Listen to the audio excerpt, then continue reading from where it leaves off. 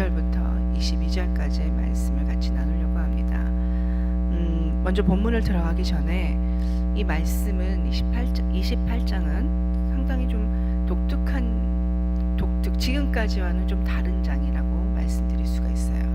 왜냐하면 그 앞에 7장부터 12장까지는 아수르나 또 다른 이방 민족에 대해서 경고하시고 그리고 그렇게 징계하신다는 말씀을 하셨던 것에 비해서 28장부터 또 35장까지는 또 하나님의 또 이스라엘에게, 오늘 특별히 이스라엘에게, 유대 민족에게 경고를 하시는 그 구절이 시작됩니다.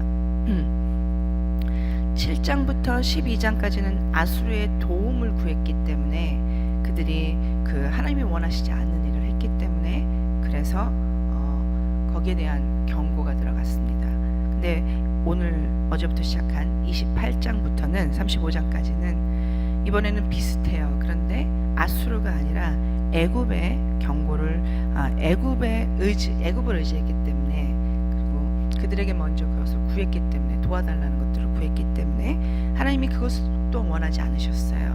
그래서 28장부터 35장까지도 여기까지 비슷하지만 하나님을 의지하지 않고 애굽을 의지하지 않는 것에 대해 책망하시는 부분이 시작된 것입니다.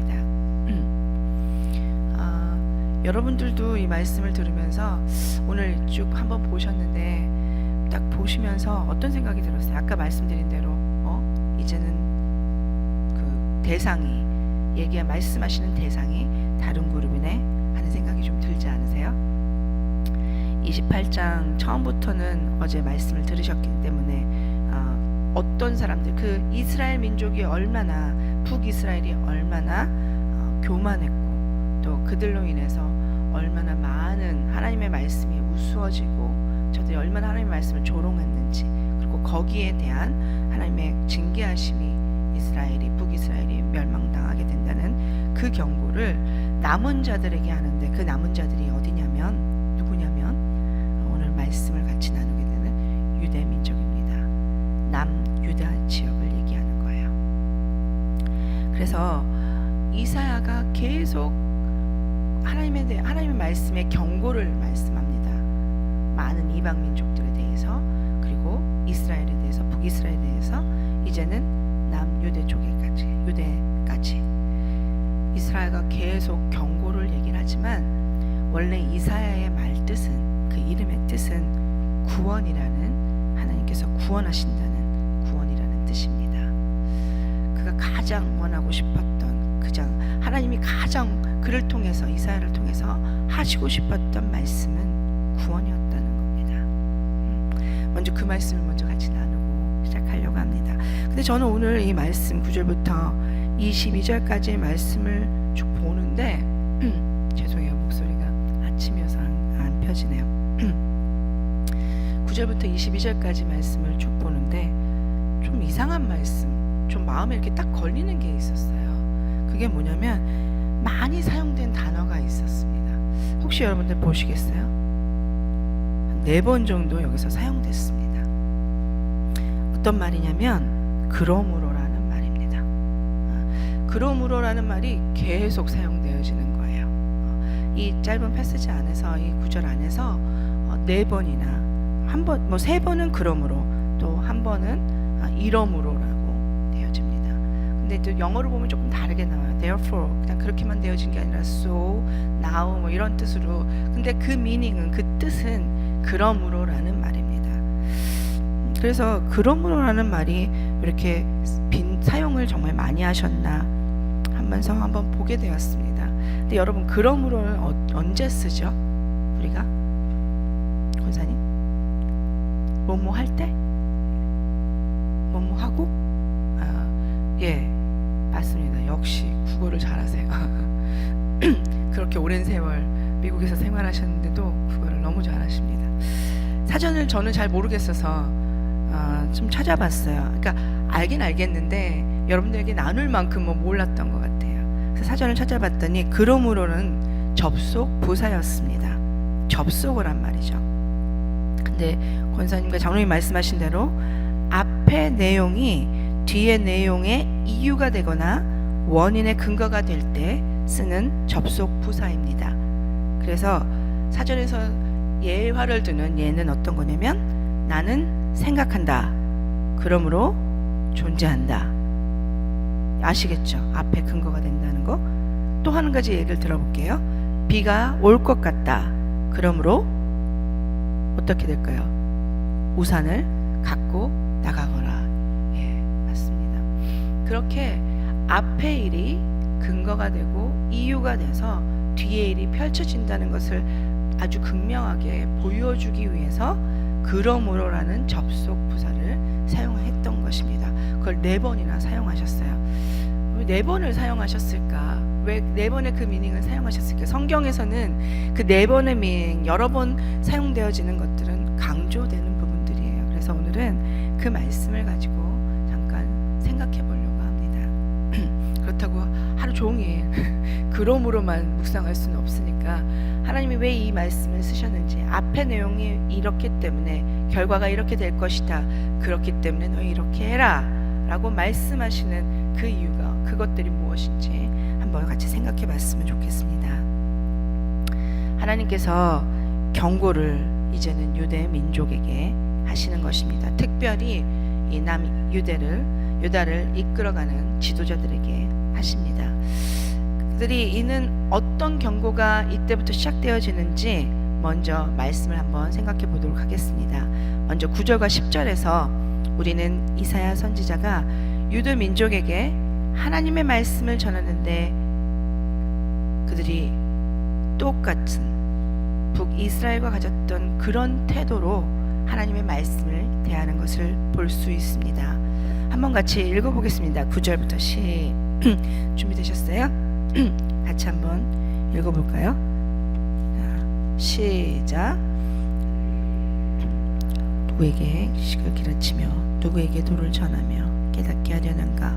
젖 멀어지는 품을 떠난 자들에게 하려는가? 대저 경계가 경계를 더하며 경계가 경계를 더하여 교훈에 교훈을 더하며 교훈에 교훈을 더하되 여기서도 조금 저기서도 조금 하는구나 하는도다. 예, 9절 10절에 이렇게 말하고 있습니다.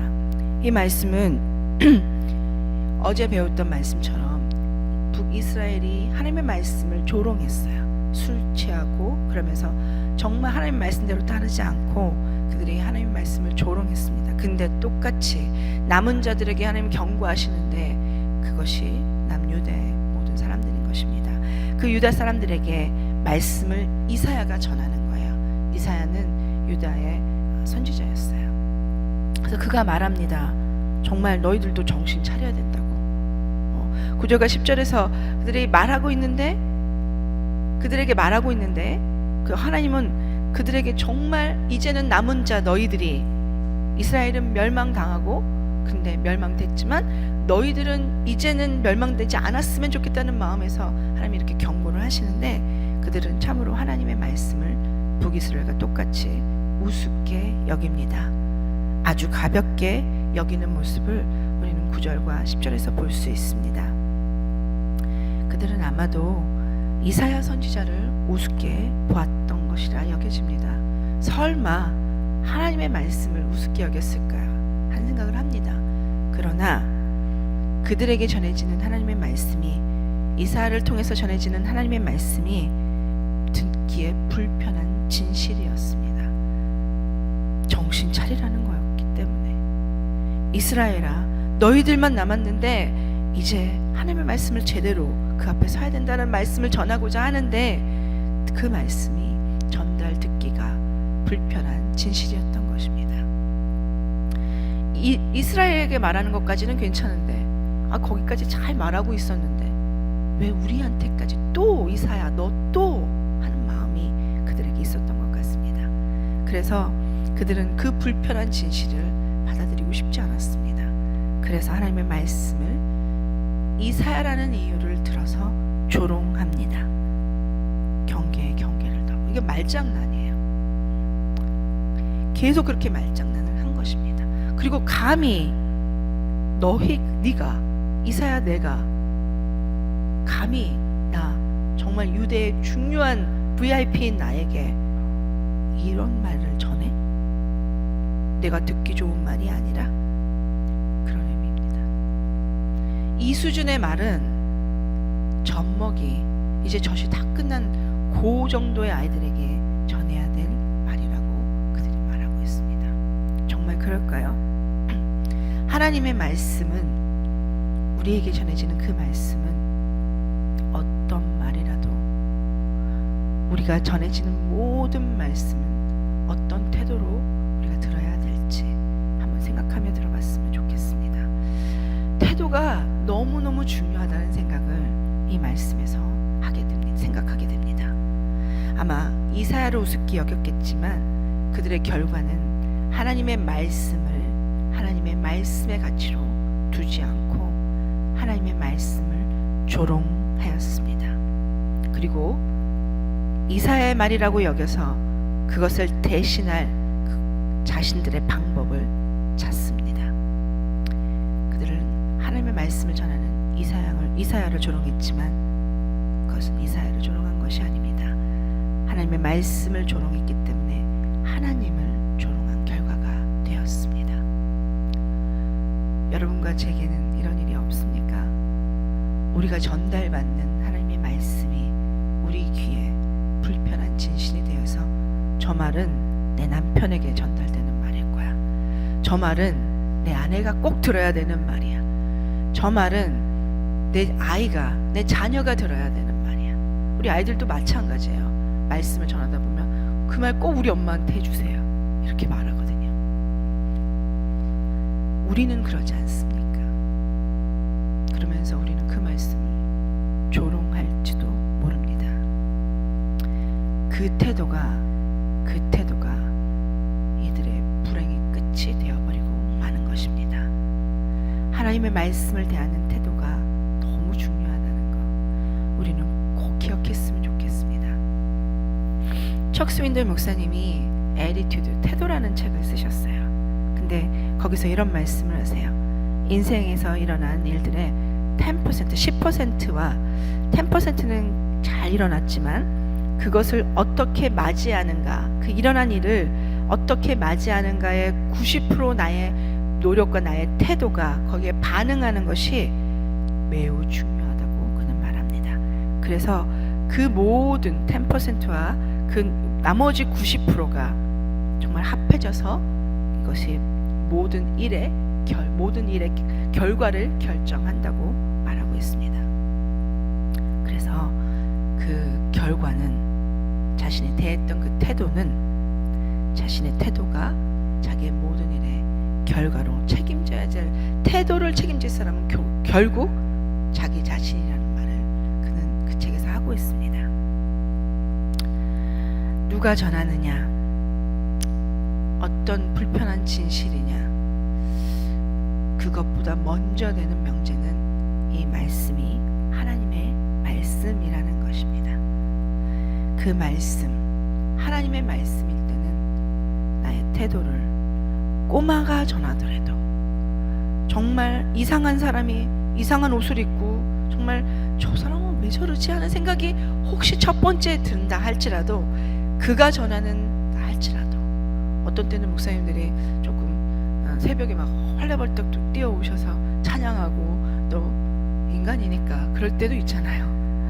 우리 목사님들은 안 그러시지만, 그런데 그런다 할지라도, 조금 단추가 이상하게 묶여져서 그날 나왔다 할지라도 그 단추를 묵상하는 게 아니라 하나님의 말씀을 전하는 그 사실을 기억하면서 여러분들이 그 말씀에 대하는 태도는 동일하게 행하시는 여러분 모두가 됐으면 좋겠습니다. 우리의 태도가 우리의 모든 결과를 결정하고 우리가 책임지게 된다는 사실을 기억하십시오. 그래서 누가 전하느냐는 사람을 보는 것이 아니라 하나님을 먼저 보시고 하나님의 말씀에 귀를 기울여야 된다는 것입니다. 그런데 오늘 유대 민족은, 유대를 이끌어가는 지도자들은 그러지 않았습니다. 그들은 그러지 않았던 그들의 태도를 결국 맡게 됩니다. 책임지게 되는 것입니다. 이제 드디어 첫 번째 그러므로가 나옵니다. 그들이 하나님의 말씀을 전하는 이사야에게 이사야쯤 하고 사람이 전한다고 생각하고 함부로 대하고, 그리고 내가 감히 이런 말을 해? 내가 이렇게 듣기 싫었는데? 그래서 했던 그러므로 11절에 그러므로가 나옵니다. 그렇기 때문에, 그들이 그렇게 했기 때문에 그러므로 11절에 더듬는 입술과 다른 방언으로 그가 이방 백성에게 말씀하시리라.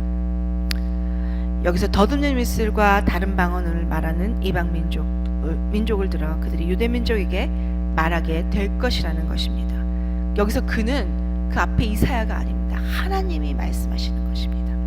그래서 하나님이 말씀을 하는데 이제는 누구를 들어서 말씀하시냐면 이방 민족들, 더듬는 말과 이방의 방언으로, 익숙하지 않은 말로 너희가 듣게 될 것이라는 겁니다. 유다도 멸망을 당하게 될 것이라는 예언인 것입니다. 무엇했기 때문에? 그들이 하나님의 말씀을 만홀히 경홀히 조롱하였기 때문에, 그 말씀 때문에, 그랬던 그들의 태도 때문에 유대도 멸망하게 될 것이라는 경고인 것입니다. 계속해서 12절과 13절을 계속 보면 유대 민족들이 듣지 않아서 그 이유로 13절에 여호와께서 그들에게 말씀하시되 하면서 시작합니다. 하나님께서 앞에서 그들이 하나님의 말씀을 전하는 이사야에게 했던 그대로의 말을 유대 민족에게도 똑같이 말씀하십니다. 같이 한번 읽어볼까요? 13절과 14절 같이 읽겠습니다. 시작. 그들에게 말씀하시되 경계에 경계를 더하며 경계에 경계를 더하며 교훈에 교훈을 더하며 교훈에 교훈을 더하고 여기서도 조금 저기서도 조금 하사 그들이 가다가 뒤로 넘어져 부러지며 걸리며 붙잡히게 하시리라. 여호와께서 말씀하셨죠. 그들에게 말씀하셨습니다. 아까는 유대 민족이 경계에 경계를 더하고 경계에 경계를 더 이렇게 계속 말장난을 했는데, 그 말과 똑같은 말을 우리 하나님께서, 여호와께서 그들에게, 유대 민족에게 이번에 말씀하시는 것입니다. 너희들이 그렇게 조롱했던 그 조롱이 어떻게 될 것이라고? 그 조롱 때문에 너희들이 뒤로 어떻게 된다고 그랬죠? 어떻게 된다고요? 그들이 붙잡히고 그리고 걸려서 넘어지게 될 것이라고 말을 하고 있는 것입니다. 이렇게 우리 하나님은 정말 우리에게 정확하게 그 모습들을, 너희 모습이 이랬어, 이 모습을 가지고 너희들이 내게 대했던 이 모습을 내가 너희들에게 레슨한다고, 가르쳐 주신다고 그렇게 보여주시는 것입니다. 참 하나님이 혼내시면서도 재미있으신 분이에요. 그렇죠? 그래서 우리가 했던 어떤 말도, 뱉었던 모든 말이 우리에게 돌아오게 하시는 것입니다. 두렵습니다. 두려운 것입니다. 그래서 태도와 우리의 말이 굉장히 중요한 것입니다. 그런데 하나님은 알려주실 때 끝까지 이것이 경고라고, 이게 끝이라고, 너희 멸망할 거야, 딴 하고 그렇게 정말 끝이라고 말씀하시는 것이 아닙니다. 이렇게 될 거야, 그렇게 될 거야 라고 경고하고 계시는 것입니다. 그렇기 때문에 14절에 그러니까 너희들 교만하게 굴지 말고 여호와의 말씀을 들으라고 하십니다. 이는 하나님께서 유대를 구원하시고자 하는 그 하나님의 소망이 펼쳐지는 겁니다. 너희들이 그렇게 나를 조롱하고 그렇기 때문에 너희들이 멸망당하게 될 거지만, 그렇지만 돌아온다면,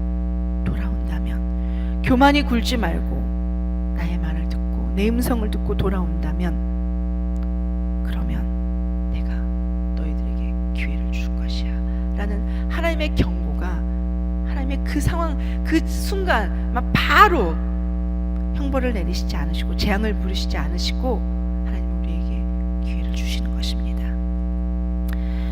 제 생각 같았으면 이렇게 이 정도까지 하나님을 조롱하는 그들에게 이렇게까지 교만을 부리는데 그들을 그냥 웬만하면 끝내버렸을 것 같아요. 제가 하나님이라면. 정말 우리 하나님은 너무 좋으신 분이세요. 그래서 오만한 자들아 오만한 자들이란 말은 여기서 무슨 뜻이냐면 라촌이라는 원래 원어로는 그런 말인데 비웃는, 조롱하는 이라는 뜻입니다. 그 유대의 지도자들이 교만하여서 그들이 하나님을 끝까지 조롱했다는 것입니다. 하나님의 말씀을 희롱하고 그들이 그 말씀을 들으려고 하지 않았던 것입니다. 그런 그들에게 돌아오라는 하나님의 말씀인 것입니다. 이것이 하나님이 인내하시고 또 인내하시는 하나님의 성품을 우리는 여기서 볼 수 있습니다. 똑같이 우리 예수님도 그 모든 조롱을 인내하셨습니다. 예수님이 십자가에 달리셔서 돌아가실 때 예수님이 3일 만에 부활하실 것을 아셨을까요? 모르셨을까요? 예, 알고 계셨어요.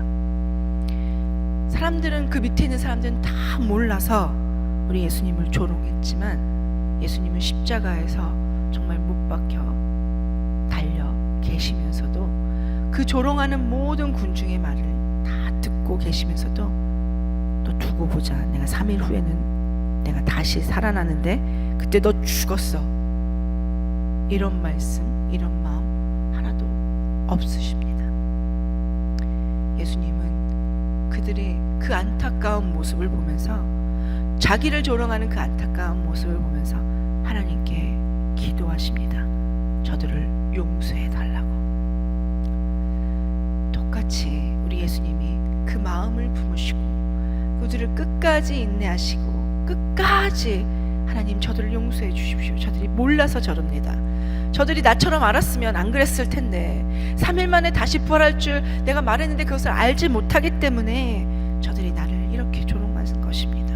주님 용서해 주십시오 하고 예수님은 십자가에서 끝까지 우리를 위해서 기도하셨습니다. 이런 은혜를 우리가 받고 살아난 자들입니다. 그런 하나님을 우리가 믿고 있습니다. 그러신 분입니다. 그분이 오늘 우리에게 말씀하십니다. 돌아오라고 우리에게도 말씀하고 계시는 것입니다. 우리가 혹시 의도하지는 않았지만 하나님의 말씀을 가벼이 여긴 부분들 있습니까? 내게 들려지는 말씀이지만 그 말씀 내 것이 아니야. 이거는 저 사람 것이야. 이거는 나를 괴롭히는 우리 이집사 거야. 우리 김집사 말씀일 거야. 우리 김권사 말씀일 거야. 누구누구 말씀일 거야. 나는 아니야. 왜냐하면 자기에겐 불편한 진실이기 때문에. 그렇게 우리가 대한다면 그것이 하나님의 말씀을 조롱하는 것이 되는 것입니다. 그렇게 하나님의 말씀을 조롱함에도 불구하고 지금도 우리에게 주님은 말씀하십니다. 돌아오라고. 이 불편한 진실을 내가 듣고 바른 태도를, 하나님의 말씀에 대한 바른 태도를 가지고 내게 돌아오라고. 돌아오는 게 어떤 것이겠습니까? 회개하고 돌아오는 것일 것입니다. 누구의 사람이 아니라 하나님의 사람이 되어서 우리가 하나님께 돌아올 때 하나님은 우리에게 하나님의 놀라운 일들을 말씀해 주십니다. 이렇게 하나님은 우리에게 정말 하나님은 본질적으로 은혜로우시고 자비로우시고 노하기를 더디하시는 분이십니다. 그래서 그 큰 뜻을 인내하시는 마음으로 재앙을 내리지 않으시고 계속 모아 지키십니다.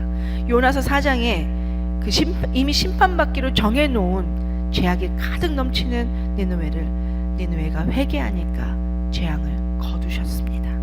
그렇게 인내하시는 분이십니다. 그렇지만 앞에서 계속 말씀을 들으셨던 것처럼 그날은 반드시 옵니다. 구원의 날, 하나님이 오래 참으시지만 그래도 반드시 그날은 오게 된다는 것입니다. 그 사실을 기억하지 않으면 하나님의 은혜를 우리가 비껴갈 수밖에 없습니다. 하나님께서 불쌍히 여기시지만 더 이상 불쌍히 여기지 않으시는 날이 옵니다. 하나님이 우리를 긍휼히 여기시지만 하나님이 더 이상 긍휼히 여기시지 않을 그날이 반드시 오게 될 것입니다. 16절에 다시 한번 그러므로가 나옵니다. 이건 무슨 말일까요? 15절에 그 원인이 되는 말이 나온다는 것입니다. 15절 같이 한번 읽어볼까요? 시작. 너희가 말하기를 우리는 사망과 언약하였고 수월과 맹약하였은즉 넘치는 재앙이 밀려올지라도 미치지 못하리니 우리는 거짓을 우리의 피난처로 삼았고 허위 아래에 우리를 숨겼음이라 하는도다. 계속해서 16절 함께 읽겠습니다. 시작. 그러므로 주 여호와께서 이같이 이르시되 보라 내가 한 돌을 시온에 두어 기초를 삼았노니 그 시험한 돌이요 귀하고 견고한 기초돌이라. 그것을 믿는 이는 다급하게 되지 아니하리로다. 아멘. 15절에 그들이 교만하여서 하나님의 말씀을 듣지 않고 그들의 방법, 아까도 말했지만 하나님의 말씀이 싫었어요. 그래서 그들의 방법으로 자기의 생각으로 그 자신들을 보호해 줄 수 있는 나라 애굽을 그들은 생각해냈습니다. 그리고 그것을 맹약을 맺어서 그 방법이 자기들을 지켜줄 거라고 그렇게 말을 합니다. 교만한 자들은 하나님의 자리에 자신을 놓는 것을 우리는 교만이라고 말합니다. 여기 유다의 지도자들이 그리고 백성들이 똑같이 그랬습니다. 그들은 하나님의 통치를 받는 것을 선택하지 않았습니다. 하나님 대신에 이 방법은 불편하고 나한테 싫으니까 하나님 대신에 자신의 수단과 방법, 내 생각으로 애국과 조약을 맺는 것이 교만이었던 것입니다. 그렇게 하고서는 그들이 괜찮을 거라고 말합니다. 하나님 없어도 결국 된다는 것입니다. 자신들은 하나님 없이도 괜찮을 거라는 것입니다. 왜냐하면 내가 똑똑하니까, 국제 정세가 이러니까, 그래서 이 방법을 택했으니까, 애굽은 우리를 지키게끔 그렇게 해놨으니까 절대 우리는 상관없이 이 모든 것이 흉흉하게 지나갈지라도 괜찮을 거라고 그렇게 생각하는 것입니다. 근데 정말 그렇습니까? 16절에 말하죠. 그러므로 주 여호와께서 이같이 이르시되. 너희들이 그렇게 생각했느냐? 그런데 주 여호와께서 유대 민족에게 이르십니다. 내가 한 돌을 시온에 두어 기초를 삼았노니 그 시험한 돌이요 곧 시험한 돌이요 귀하고 견고한 기초돌이라. 그것을 믿는 이는 다급하게 되지 아니하리라. 하나님께서 친히 정말 그것이 무용지물이 될 것을 알기 때문에 하나님께서 친히 주춧돌, 기초돌, 모퉁이돌을 시온에 세워 놓았습니다. 하나님께서 하시는 하나님의 사역입니다. 하나님께서 직접 하셨습니다. 하나님을 비우는 그들에게. 근데 하나님은 그 안에서도 하나님을 믿고 따르는 자들이 있을 거라는 그 인내하시는, 그리고 은혜가 깊으신 그 하나님의 마음, 그것이 그대로 표현됩니다. 믿고 따르는 그들을 위해서 어리석은 자들과 함께 그들을 멸망시킬 수 없기 때문에 하나님께서 말씀하십니다. 한 돌을 놓아서 그 믿는 자들이 다급하게 되지 않게 하신다고 약속해 주시는 것입니다. 그 돌은 말씀하고 계시는 코너스톤, 모퉁이 돌이신 예수 그리스도이십니다. 예수 그리스도, 그분을 기초로 삼는다면, 그리고 그것을 믿는 것을 기초로 삼는다면 그 사람들은 구원하신다는 것입니다. 그들은 다급해지지 않을 상황이 된다는 것입니다. 하나님께서 직접 이 일을 하셨습니다. 구원은 하나님이 직접 하신 일이십니다. 구원은 우리 하나님께로부터 직접 나온 계획이고 직접 행하신 일이십니다. 우리는 이 사실을 꼭 기억하시기 바랍니다. 그리고 분명한 것은 그 구원을 주시고자 하신 예수 그리스도, 모퉁이 돌이 되신 예수 그리스도를 우리가 분명히 믿고 붙들고 믿는다면, 여기에 뭐라고 되어 있냐면 그 코너스톤은 sure foundation, 확실한 근거, 확실한 기초가 된다는 것입니다. 우리 하나님은 우리가 확실하게 구원에 들어오기를 원하십니다. 그래서 흔들리지 않을 구원자 되시는 예수 그리스도를 우리 삶 속에 심어 놓으셨습니다. 그 예수님은 멀리 계시지 않습니다. 오늘도 영어로 보면 I lay a stone in Zion, 시온에 두셨다고 합니다. 그들은 애굽으로 갔고 그들은 애굽과 교통하고 애굽과 어그리먼을 맺었지만, 조약을 맺었지만, 하나님은 너희 가까운 곳에, 우리 가까운 곳에 예수 그리스도를 우리와 함께 하시게 하신 것입니다. 우리가 가까이에 계신 예수님, 나를 향해 나에게 구원을 주시고자 하는 그 예수님, 그분을 가까이서 꼭 만나시는 저와 여러분이 됐으면 좋겠습니다. 갈 길이 많은데 너무 많은 얘기를 한 것 같습니다. 그래서 먼저 계속적으로 하나님께서 그 시온에 대해서 말씀하시고, 우리가 그렇게 하나님을 믿을 때 17절부터 19절까지 이렇게 계속 말씀하십니다. 너희가 믿고 있는 애굽이 너희를 구원 못할 것이다. 너희가 맺은 조약이 무용지물이 될 것이다. 우박이 거진 피난처를 소탕하게 될 것이고 물이 그 숨은 곳을 넘칠 것이라는 것입니다. 그래서 사망과 수월과 세운 너희의 언약이 정말 아무짝에도 쓸모없는 무용지물이 될 것이라고 하나님이 개런티하십니다. 그리고 하나님이 하시는 심판의 소식을 그들은 들으면서도 하나님을 두려워하게 될 것이라고, 너희들이 매일 듣게 될 것이라고 그렇게 말씀하십니다. 19절과 20절의 말씀은 좀 쉬운 성경으로 보면 조금 더 쉬웠던 것 같아요. 제가 볼게요. 19절에 쉬운 성경으로 이렇게 말합니다. 홍수가 닥쳐올 때마다 너희는 그대로 당할 것이다. 재앙이 아침마다 찾아오고 밤낮으로 너희를 칠 것이다. 이 심판의 말씀을 깨닫는 사람은 두려움에 사로잡힐 것이다. 그 소식을 매일같이 너희들이 듣게 될 것이라는 것입니다. 그것은 마치 20절에 이렇게 말합니다. 너희는 마치 짧은 침대 위에 힘들게 자는 사람 같을 것이고 이불이 작아서 제대로 덮지 못하는 사람 같을 것이다. 이렇게 너희의 처지가 처량하게 될 것이라는 것입니다. 너희는 너희가 생각했던 그 거짓 안식처에서 절대로 편히 쉬지 못할 것이라는 뜻입니다.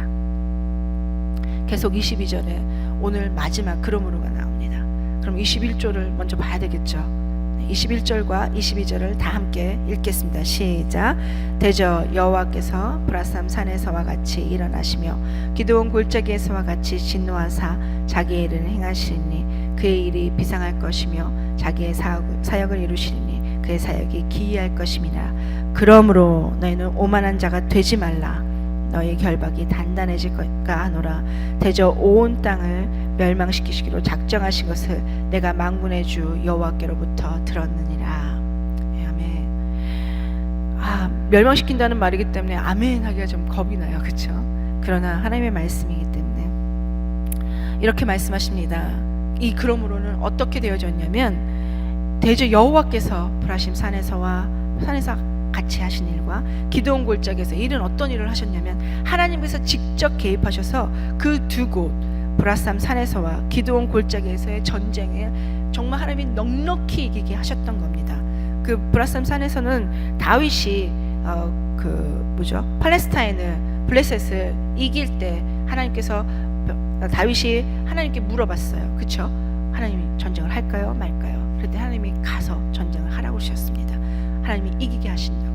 하나님의 그 약속의 말씀대로 다윗이 놀라운 승리를 거두었던 것을 말합니다. 그리고 기드온에 말하는 것은 기드온 골짜기에서와 같이 라는 말은 어떤 것이냐면 기드온 족속들이 이것은 누구죠? 여호수아에게 와서 그 거짓말을 했어요. 그 가나안 땅을 들어갈 때. 그렇죠? 그래서 그들을 지켜주기로 약속을 했습니다. 여호수아가. 그랬는데 이제 그 말을 듣고 아모리 족속이 기드온을 치려고 왔을 때 기드온이 여호수아에게 우리를 도와달라고 그렇게 다시 얘기를 하죠. 그때 약속했던 것들을 기억하기 때문에 여호수아가 군대를 몰고 가서 이깁니다. 근데 그때 아모리 족속을 멸절시킬 때 아주 유명한 것이 나와요. 태양아 멈추어라 했던 그때입니다. 그래서 그런 일들이 일어났던 그 두 곳에 그때에 그 두 장소가 중요한 게 아니라 그런 곳에 그 두 때에 하나님이 직접 간섭하셨던 그때처럼 그때는 이스라엘 민족을 이기게끔 하셨지만 이스라엘 하나님의 백성들을 지켜주셨지만 이제는 그와 똑같이 하나님의 능력이 그렇게 똑같이 임할 때에 그렇게 똑같이 임하겠지만 이번에는 하나님의 백성 너희들에게 그것이 임하게 될 것이라는 것입니다. 두렵고 떨립니다. 그렇게 될 것이기 때문에 22절에 그러므로 경고하십니다. 하나님의 백성을 상대로 그런 기이한 하나님의 사역이 이루어질 것이기 때문에, 그 징벌이 이루어질 것이기 때문에 이 경고를 듣고 아직 된 것이 아니니까 제발 오만하지 말라고 이사야를 들어서 말씀하고 있는 것입니다.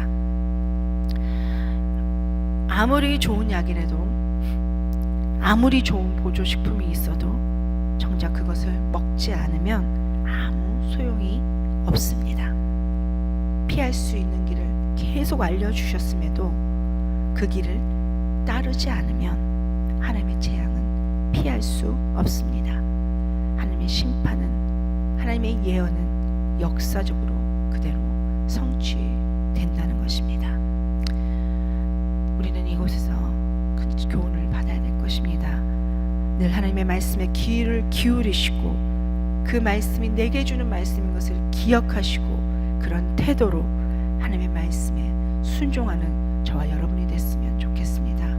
오늘도 돌아오라고 내게 대한 말씀, 하나님이 주시는 말씀이 이런 말이라고 들려주실 때 아니야, 이건 아닐 거야, 난 이 말은 싫어, 하나님 다른 말로 주세요 하고 찾지 마시고 우리에게 주시는 하나님의 말씀, 그 말씀을 들으시고 그 정말 불편한 진실을 주 앞에 인정하면서 하나님, 내가 내 죄를 내어놓습니다.